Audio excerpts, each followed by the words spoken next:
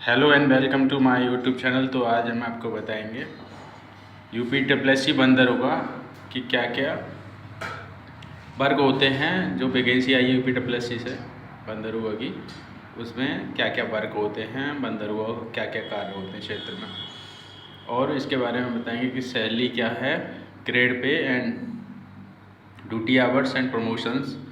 जो भी इसकी सारी इन्फॉर्मेशन है आज की वीडियो में हम आपको देंगे। तो वीडियो को एंड तक देखना जिससे कि आपको इसका कन्फ्यूजन आपको दूर हो सके। तो चैनल पर आप नए हैं तो चैनल को सब्सक्राइब करें ताकि आपको फॉरेस्ट से संबंधित या अन्य सरकारी नौकरियों से संबंधित जानकारी आपको प्राप्त हो सके।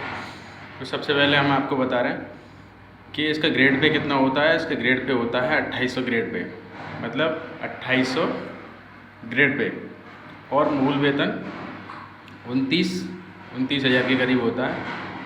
तो ये सब है इसका बेसिक पे वगैरह। तो इसके बाद आते हैं इसके जॉब प्रोफाइल या रैंक।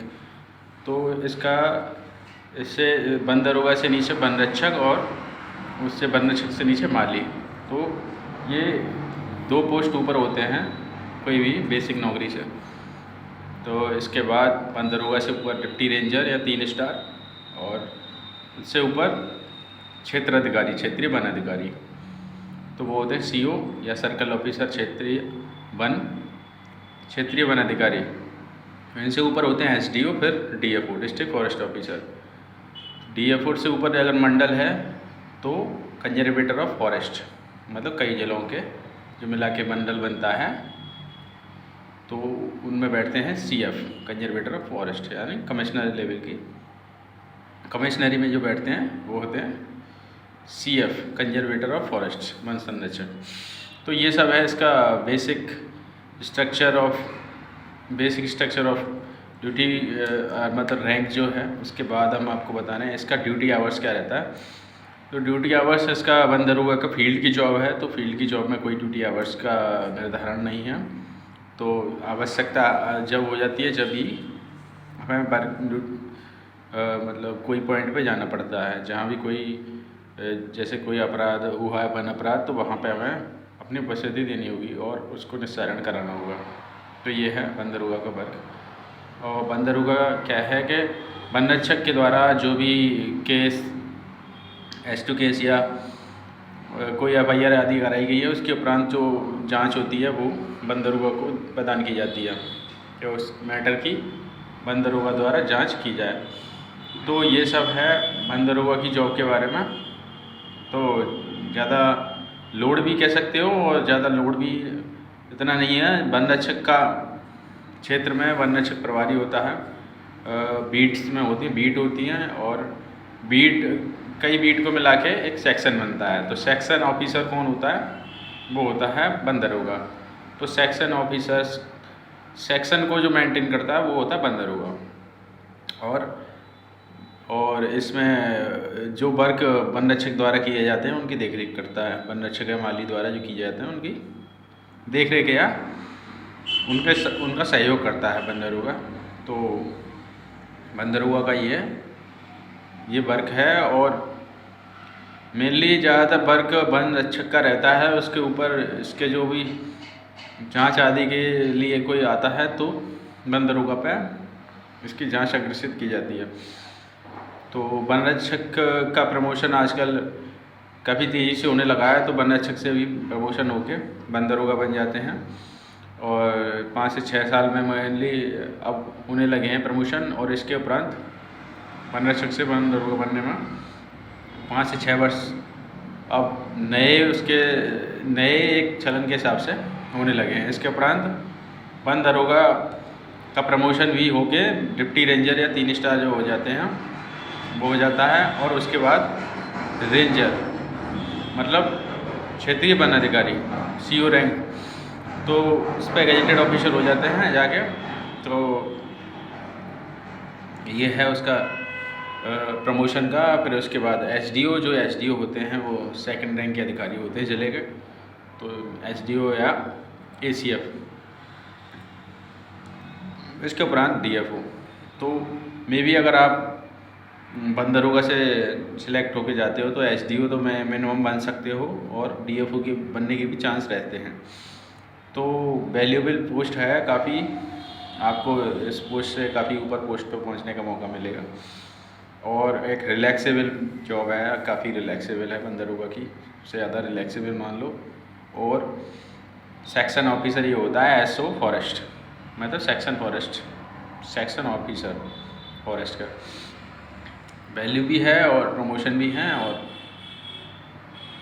कंफर्ट भी है, अच्छा भी है। यहाँ पर नेचर को बढ़ावा देने के लिए आप जो करना चाहें वो आप कर सकते हैं। काफ़ी बड़ा क्षेत्र दे दिया जाता है, करीब करीब एक तहसील बराबर एक एसओ के अंडर होता है, मतलब सेक्शन ऑफिसर के अंडर होता है। और वो उसमें जो भी प्लांटेशन, जो भी वन भूमि है उसमें अगर वो प्लांटेशन या जो भी जहाँ भी उसे दिया जा रहा है, कोई भी वन विभाग के लिए निर्धारित हो चुकी है ज़मीन, अगर वो चाहे तो उसमें जो भी वन भूमि लगाना चाहता है, वन लगाना चाहता है, जो भी सुंदरीकरण करना चाहता है वो करवा सकता है।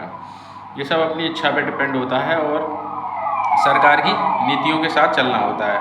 अपनी इच्छा से भी नहीं कर सकते, परंतु आप इसका सुंदरीकरण अपने तरीके से और अच्छे पेड़, उसके बाद सरकार की नीतियों के हिसाब से तो चलना ही है। उसके बाद आप जो भी उसमें एक्स्ट्रा करना चाह रहे हैं अपनी ओर से, कि आप उसको अच्छा दिखाना चाह रहे हैं कि मैंने ये वर्क किया है अच्छा, तो आप कुछ भी कर सकते हैं, जिससे कि मोटिवेशन मिले सभी को, डिपार्टमेंट को या फिर पब्लिक को भी, कि फॉरेस्ट को बचाने के प्रयास किए जा रहे हैं और अच्छा इसको बढ़ावा दिया जा रहा है, जिससे कि ज़्यादा से ज़्यादा लोग आपके साथ जुड़ सकें। और उनको एक, आपको सबसे क्या होता है, पब्लिक मीटिंग ज़्यादा होती है आपकी, कि आप पब्लिक से मीटिंग ज़्यादा रेगुलरली होता है, तो आप क्या है कि आप फेस टू फेस या आप जाके उनसे रोज़ रेगुलर वार्तालाप होती हैं। तो गांव में या फिर कोई पंचायत है, उन सब में जाके आप उनसे मीटिंग करते हैं, तो आपको वहाँ जाके काफ़ी अच्छा महसूस होगा कि आप प्रकृति के लिए उनको कुछ सुझाव दे रहे हैं। या स्कूल्स वगैरह में अगर आप जाके, या ये तो खैर मौका मिलता है तो जब जाते हैं, परंतु आप गांव वगैरह में जैसे जाके कोई फॉरेस्ट एरिया उसके नज़दीक है, या आप उनको ग्राम वन आदि लगाने की बढ़ावा देना चाहें, कोई नए नए वृक्षों और जैसे वाणिज्यिक फसल हैं, बांस है और जो भी फसल हैं साथ में, जिनसे कि उसको किसान को भी फ़ायदा हो, तो वो आप उनको सुझाव करके बता सकते हैं। और ये वन रक्षक का मेनली काम होता है, वन दरोगा का भी मेनली काम होता है। वन रक्षक भी काफ़ी वैल्यूएबल पोस्ट है वन विभाग में। वन रक्षक मेन कड़ी होता है वन विभाग की, क्योंकि जो केस आदि होते हैं और वो सब FIR जो वन अपराध होते हैं, उनका सबसे पहले फर्स्ट रिस्पोंडेंट वन रक्षक ही होता है। उसी को अपने क्षेत्र में जो भी वन अपराध हुए हैं उनका निस्तारण के लिए FIR या क्या केस जारी कराया जाता है। सर्वप्रथम उसकी जिम्मेदारी सबसे प्रमुख मानी जाती है वन विभाग में। उसके उपरांत अन्य ऊपर के अधिकारियों को ये सब बाद में अग्रेसित की जाती है, जो जांच आदि के लिए या प्रशमन आदि के लिए वो उच्च अधिकारियों को भेजा जाता है। तो इसमें तो आपको पता होगा कि 3 ही सेवाएं हैं हमारी देश की, अखिल भारतीय सेवाएं, जो अनुच्छेद कितने में हैं, 311 या 312 संविधान के अनुच्छेद में भी दे रखा है, अखिल भारतीय सेवाओं के बारे में दे रखा है। तो उसमें ये कहा गया है कि 3 हमारी सेवाएं होंगी। सबसे पहले कौन सी है, इंडियन एडमिनिस्ट्रेशन सर्विस, और दूसरी भारतीय पुलिस सेवा, तीसरी जोड़ी गई थी, मतलब मूल संविधान में ही थी, तो वो थी भारतीय वन सेवा। भारतीय वन सेवा भी एक प्रमुख मानी जाती है। तो क्या होता है कि 3 ही एक सेवाएं हैं अखिल भारतीय IAS, IPS और IFS। इसके उपरांत जो भी अन्य सेवाएं हैं वो सेंट्रलाइज्ड हैं, मतलब केंद्रीकृत सेवाएं हैं। तो केंद्रीकृत से क्या होती हैं सेवाएं, जो सेंटर के अगेंस्ट में, सेंटर्स के कंट्रोल में होती हैं। सेंटर उसको रेगुलेट करता है या उनका रेगुलेशन करता है। तो यहाँ क्या होता है कि IAS, IPS, IFS ये क्या है कि दोनों में, केंद्र और राज्य दोनों में इनका जॉब रहती है, मतलब अधिकारी इनके केंद्र में भी होते हैं और राज्य में भी होते हैं। तो ये दोनों सेवाओं में अपना पार्टिसिपेट कर सकते हैं और एम्पावर होते हैं ये। तो इसीलिए इनको अखिल भारतीय सेवाएं कहा जाता है, क्योंकि अखिल पूरा देश में जहाँ जहाँ भी होते हैं तो इनको एक सेंटर के साथ साथ राज्य की भी पावर प्रदान की जाती है, तो राज्य सरकार के द्वारा भी प्रदान की जाती है पावर। तो काफ़ी पावरफुल पोस्ट हैं ये। तो आपको भी ये एक अखिल भारतीय सेवा में सेंटर जो राज्य के साथ साथ सेंटर को भी हमारे को सूचित करता है IFS। तो उस नौकरी में भी, उस नौकरी के आप गवर्नमेंट एम्प्लॉय बन के आपको भी एक अच्छा महसूस होगा कि आपको पावरफुल पोस्ट है, पावरफुल जॉब है। तो ये मैंने आपको बता दिया कि ऐसे ऐसे ये सब इसका स्ट्रक्चर है, और बाकी सब इसमें आपको पावर्स भी बता दिए हैं। तो हमारे IFS जो होते हैं वो भी एक जुडिशल पावर भी होती है उनके पास, उसके मतलब उनके पास एक जुडिशल पावर्स होती हैं, क्योंकि एक S2 केस जारी होता है तो उसके उपरांत उनको इसके बारे में प्रशमन आदि मतलब कंपाउंड केस, कंपाउंड या काफ़ी चीज़ें जो पावर होती हैं वो DFO के हाथ में होती हैं, क्योंकि इनको एक जुडिशल पावर दे रखी है, मतलब अपने फील्ड की जुडिशल पावर के या फॉरेस्ट की कुछ जुडिशल पावर्स दे रखी है, क्योंकि कुछ केस न्यायालय में जाते हैं, माननीय न्यायालय में, और कुछ केस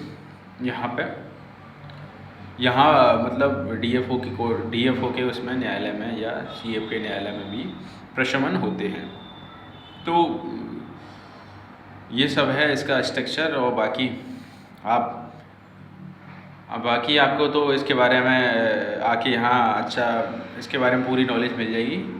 वैसे मैं आपको बता दूँ ये काफ़ी रिलैक्सेबल एंड एन्जॉयबल जॉब है अदर जॉब्स के कंपेरिजन में। अदर जॉब भी अच्छी हैं, बट प्रकृति में रहना तो सबको अच्छा लगता है। किसी वृक्ष की छाया के नीचे आप बैठ के अपना दिन गुजार सकते हैं, और आप एक तरह से उस क्षेत्र के प्रभारी हो जाते हैं।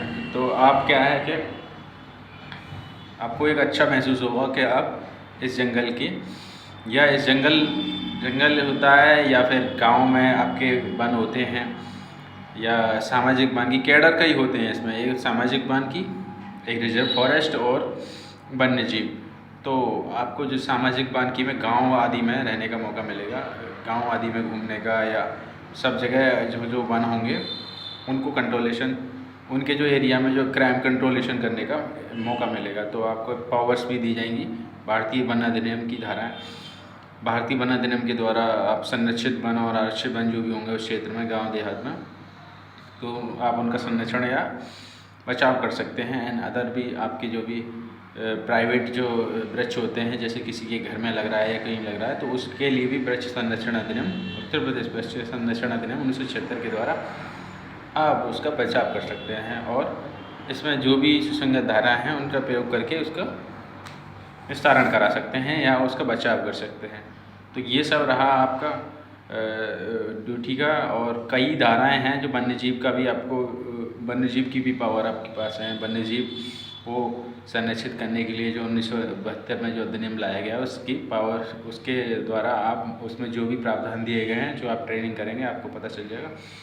इसके बाद आप जो भी उसमें सुसंगत हैं अपनी बुद्धि विवेक का या सही तरह से प्रयोग करके आप उसको बचाव कर सकते हैं, या उनका जो अवैध रूप से शिकार होता है या कोई उसको हानि पहुंचाता है वन्य जीव को, या कोई भी जो भी आपको उसके बारे में जानकारी पूरी तरह से हो जाएगी और आप इन चीज़ों का संरक्षण कर सकते हैं। मतलब प्रकृति के लिए आप बहुत बड़ा योगदान दे सकते हैं। तो आपको एक सिंगल पर्सन को इतने बड़े क्षेत्र में 50-60 जहाँ गाँव होंगे, तो वहाँ सिंगल पर्सन आप उस क्षेत्र का विकास कर सकते हैं बहुत बड़े लेवल पर। तो एक होता है कि टेक्निकल विकास, एक होता है प्राकृतिक विकास।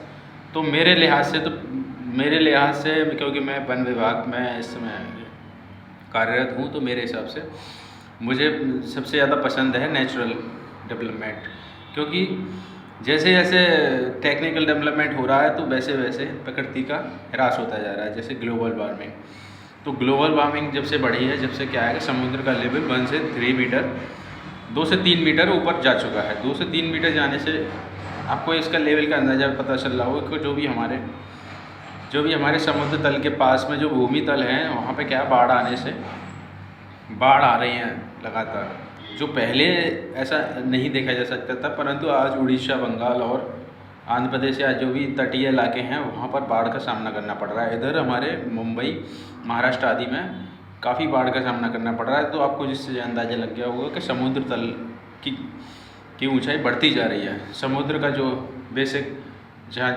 जल स्तर उसका बढ़ता जा रहा है। तो अपने इससे कई साइड इफ़ेक्ट हैं। जैसे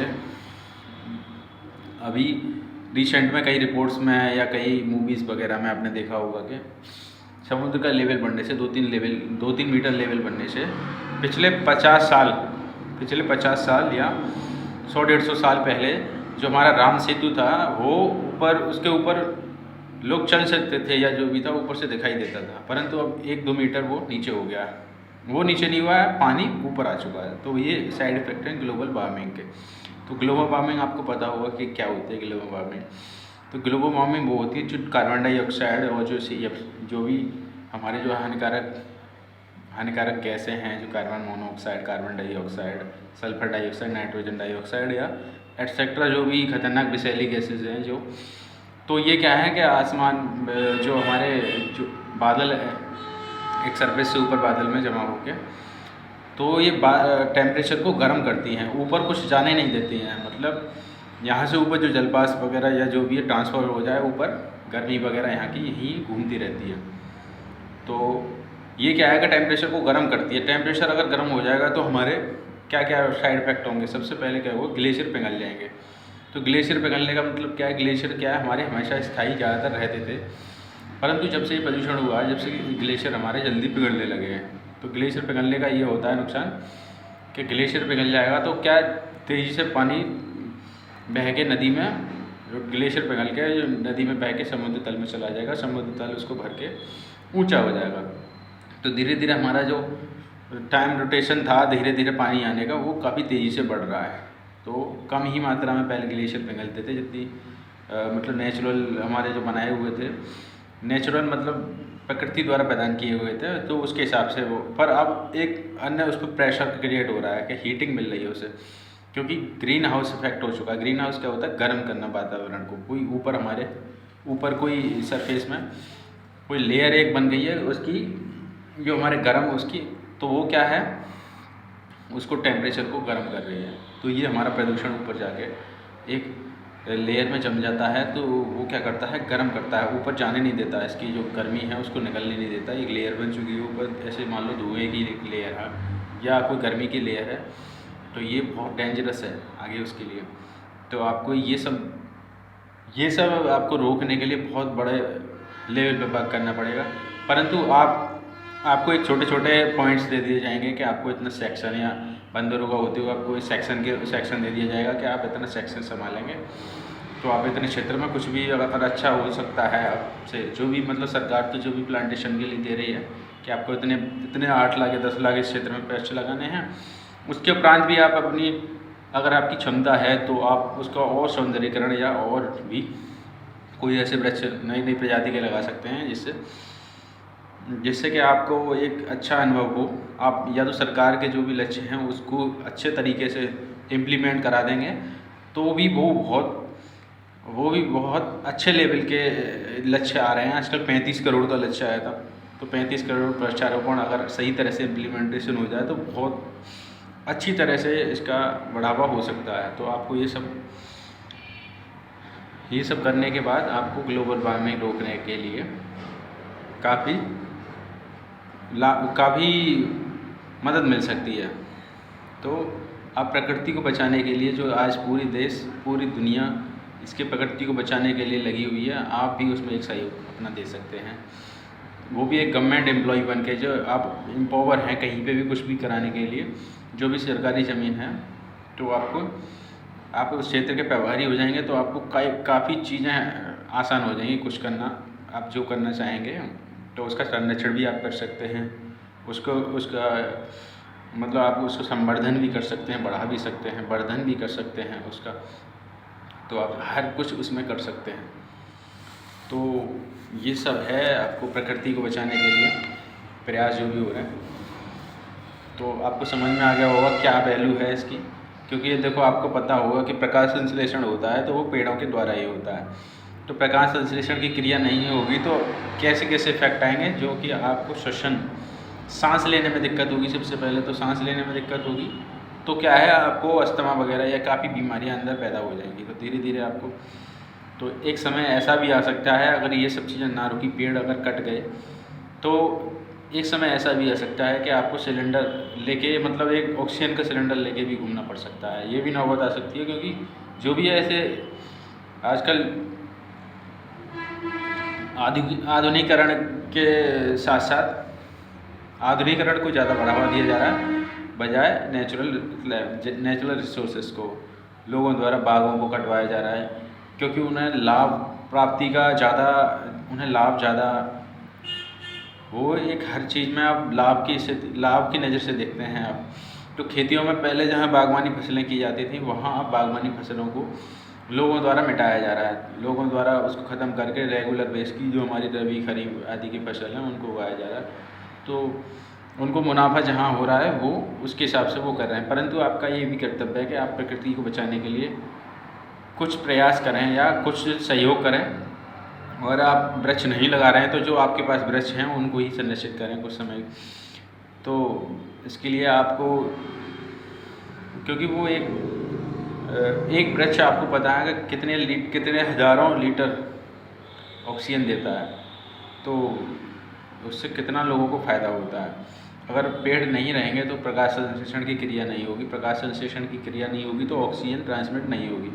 मतलब पेड़ क्या करते हैं कि जैसे बाहर से कार्बन डाइऑक्साइड को लेते हैं और ऑक्सीजन को छोड़ते हैं, तो वो क्या करते हैं, फिल्ट्रेशन का काम करते हैं, जो भी हमारी वातावरण में ज़्यादा हमारे में वो नहीं है, कार्बन डाइऑक्साइड ऑक्सीजन नहीं है, क्योंकि ऑक्सीजन डेवलप की जाती है, किससे की जाती है, प्लांट से, पेड़ पौधों से डेवलप होती है ऑक्सीजन। और उसके बाद ऑक्सीजन डेवलप होके उसके बाद पेड़ पौधों द्वारा ऑक्सीजन डेवलप होती है।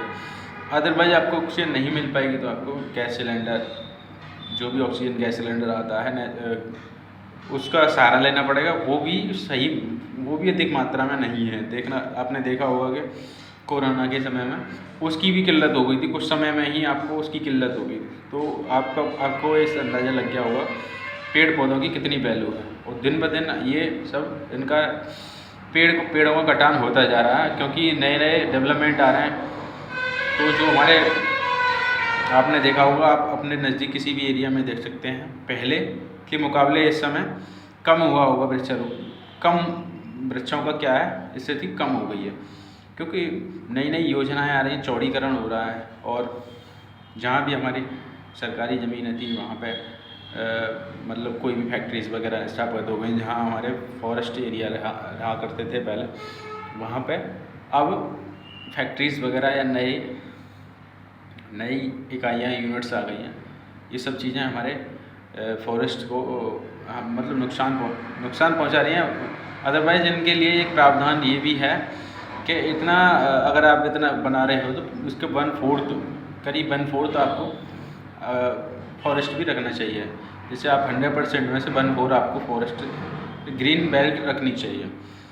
तो ये सब प्रावधान होने चाहिए। ऐसे नए नए शहरों में ये प्रावधान लागू भी हो गया है, जैसे कहीं नोएडा, ग्रेटर नोएडा, जो नए शहर डेवलप होने जा रहे हैं, यहाँ नया शहर बनना है, तो वहाँ ये प्रावधान किया भी गया है। तो मैंने एक रिपोर्ट में पढ़ा था कि 17% फॉरेस्ट मतलब ग्रीन बेल्ट के लिए वो जगह छोड़ी गई है टोटल एरिया में। तो ये सब काफ़ी खुशी की बातें हैं, क्योंकि पुराने शहर बसे हुए शहरों में अंदर एक वृक्षों की संख्या बहुत ही कम है, मकान ही मकान है। तो वहाँ पे क्या है, एक घुटन का भी माहौल हो सकता है, क्योंकि कुछ समय के बाद, क्योंकि वहाँ एक फैक्ट्रीज़ वगैरह भी हैं, अंदर कोई कारखाने वगैरह भी चल रहे हैं, वाहन भी हैं, हर चीज़ है। तो आपको एक शुद्ध ऑक्सीजन प्राप्त नहीं हो पा रही है वहाँ, तो ये आपको अंदर से बीमारियाँ पैदा करेगी। तो बीमारियाँ पैदा होगी तो आपको सर्कुलेशन नहीं होगा ऑक्सीजन का सर्कुलेशन नहीं होगा, तो ब्लड का भी सर्कुलेशन सही से नहीं हो पाएगा। तो वो क्या करेगा, साइड इफ़ेक्ट आपके ये होंगे, आपको हार्ट अटैक आदि, अस्थमा वगैरह ये सब बीमारियाँ हो जाएंगी। तो इसके साइड इफ़ेक्ट आपको पता चल गए होंगे, क्योंकि रक्त में क्या होता है, ऑक्सीजन होती है, हीमोग्लोबिन होती है। हीमोग्लोबिन मतलब हीम क्या होता है, हिम होती है लोहा, आयरन, और ग्लोबिन होती है ऑक्सीजन। तो ये सब चीज़ें नहीं होंगी तो खून का भी ट्रांसमिशन सही तरह से नहीं हो पाएगा। तो आपको आप क्लाइमेट के बारे में पता चल गया होगा, ये सब चीज़ें आपको आप अगर इस विभाग में आएंगे और तो इंटरेस्ट के साथ अगर नौकरी करेंगे तो आपको काफ़ी लगाव हो जाएगा यहाँ से, फॉरेस्ट से। तो फॉरेस्ट एरिया से जो भी लगाव अगर रखेगा तो वो बहुत काफ़ी प्रसन्न रहता है, क्योंकि फॉरेस्ट कभी किसी को नुकसान नहीं पहुँचाता, हमेशा लाभ ही देता है। एक वृक्ष 1000 लोगों को, 100 लोगों को अपने नीचे बैठा लेगा अपनी छाया में, परंतु 100 लोग मिलके एक वृक्ष नहीं लगा रहे हैं आजकल। ये सबसे बड़ा दुर्भाग्य है कि 100 लोगों को जो शरण दे सकता है, 100-200 लोगों को एक वृक्ष, आप 200 लोग मिलके भी एक वृक्ष नहीं लगा रहे हैं। ये सबसे शर्म की बात है, दुर्भाग्य है आजकल हमारा, क्योंकि हम सिर्फ संपत्ति या पैसा ये सब इकट्ठा करने में लगे हुए हैं और टेक्नोलॉजी को बढ़ावा दे रहे हैं और ये प्राकृतिक चीज़ों को भूलते जा रहे हैं जो हमें मिली हुई थी, परंतु हमने उनको नुकसान पहुंचा के अपनी आने वाली पीढ़ियों के लिए उनको नहीं छोड़ रहे हैं। तो ये सब चीज़ सबसे बड़ा एक विनाश का युग प्रारंभ हो सकता है। अगर आप ये प्रकृति को नहीं बचाएंगे तो प्रकृति इसका साइड इफ़ेक्ट आपको दिखा देगी, कुछ समय बाद ही आपके सामने प्रकट हो सकता है। तो ये सब चीज़ें नेचुरल आपकी प्रैक्टिकल अब जो सामने आ रही हैं उसी का मैं आपको हवाला दे रहा हूँ, क्योंकि एक असमय बारिश होना ये भी क्या है, ग्लोबल वार्मिंग का हिस्सा है। असमय बारिश होना, जिस समय मौसम नहीं उस समय बारिश हो रही है, वो ज़्यादा बारिश हो रही है। अतिवृष्टि, एक वृष्टि होती है एक अतिवृष्टि, तो अतिवृष्टि होना भी नुकसानदायक है, जैसे फसलों का नुकसान होना। जिस समय फसल पक रही है उस समय बारिश हो रही है तो वो क्या करेगी, उसको नुकसान पहुंचाएगी। तो एक समय सही समय जो था हमारा जब बारिश होती थी, आज क्या है कि सही समय से भी हट के दूसरी समय बारिश होती है, जिससे कि पकी फसल एकदम तैयार होती है जो फसल, वो उसके ऊपर बारिश आ जाएगी। तो अनएक्सपेक्टेड बारिश जिसको कहते हैं वो अगर आ जाएगी तो हमारा नुकसान होगा, और उसके उपरांत मतलब काफ़ी आर्थिक रूप से भी नुकसान हो सकता है और हर तरीके से भी नुकसान हो सकता है। इससे बीमारियां भी नई बन सकती हैं, क्योंकि बेमौसम बारिश होने से भी नई बीमारियां बन सकती हैं। तो ये रहा आपको वन विभाग का स्ट्रक्चर, वन विभाग के बारे में मैंने आपको बताया। जो भी आपके प्रश्न हैं आप कमेंट में पूछ सकते हैं, और